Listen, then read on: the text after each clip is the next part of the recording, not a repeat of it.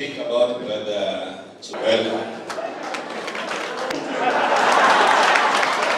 I know the matters of delocalization of teachers, it has not been fully implemented.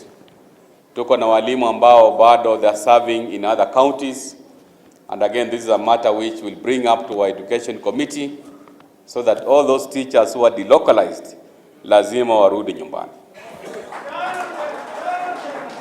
There is a reason why we are pushing for teachers warudi hapa nyumbani so that we can have interaction na walimu wetu hapa nyumbani, and that is what is cutting across the board. So this is a petition ambayo I want to assure you that I'm going to push my committee of education to that memorandum to TSC.